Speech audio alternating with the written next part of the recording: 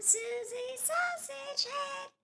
So, let me tell y'all about the time Susie Sausage Head was at home in her restroom mirror spiral curling her own hair. Susie was doing her own hair on this occasion because she could not afford to have a professional stylist do it for her. Susie, however, was very confident in her ability to spiral curl her own hair into her desired style because she'd been going to stylist the majority of her life, and with as much time as she'd put into so many different styling chairs, she felt she knew enough to achieve her desired result. The part of her head that would present the most challenge would, of course, be the back of her head where her eyes could not see. Susie had purchased a three-way mirror to assist with this endeavor, but the science was still wanting and lacking at best. Because of this, Susie had decided that the best way to gauge spiral curl success in the back of her head was to count how long the process took for those sections of her hair she could see. This countdown should at least give Susie some idea of when to release the hot irons. Susie Sausage Head was mid-count when she began to smell something burning, absent-mindedly wondering if she'd left something on the stove or in the microwave. Then she began to see the wisps of smoke rising from the flat iron she had wrapped around a strand of her hair. Susie began to immediately unwrap her hair from around the hot flat irons, and as she did so, she began to open the iron, separating the heat elements from each other. As she did this, she saw with horror that a large amount of her hair was still attached to the heating elements of the flat irons.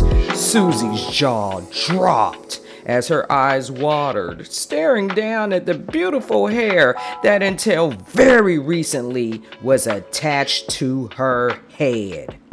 Susie Sausage Head sat down the still very hot flat irons on her restroom basin and unplugged them with a firm yank of the power cord from the wall outlet. With tears filling her eyes and streaming down her face, Susie ran her fingers through the remainder of the hair on her head while standing in front of the mirror. It was only in that moment that she noticed several other jagged and chopped sections of her crown, frayed at the ends, giving testament to the burnt ends delivered at the hands of a set of ceramic flat irons turned up way too high.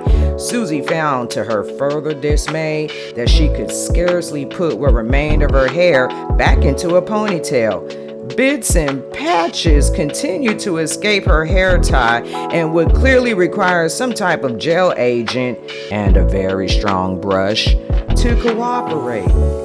Resigned to her fate, Susie Sausage Head miraculously found the resources to call her usual stylist and schedule an appointment. After repeated calls, however, the stylist failed to answer. Likewise for the text messages Susie sent. Susie then remembered an encounter she'd had recently and began to dig around in her handbag for a business card she'd been given a couple of months before. Susie and her aunt had been shopping in a grocery store when they were approached by a woman holding a business card advertising her hair business.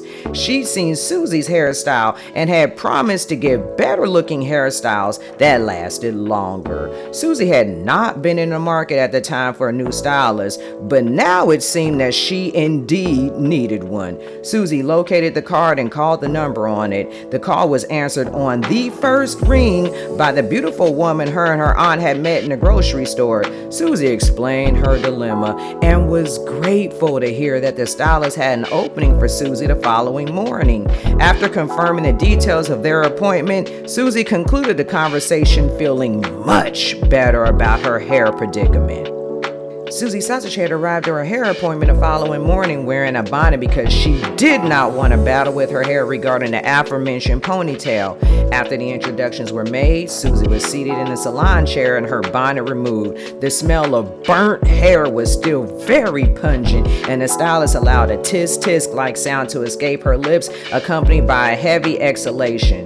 Susie nodded her head in understanding, explaining the mishap involving flaming hot flat irons that were now, for all intents and purposes, retired.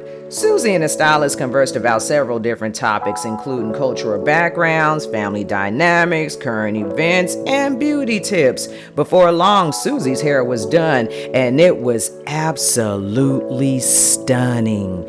In that moment, Susie knew two things for certain. Number one, she'd found her new stylist, and the old one was fired. Number 2, Susie herself was fired from doing her own hair. Instead, from now on, her hair will be allowed to grow and thrive in peace instead of in pieces and patches. The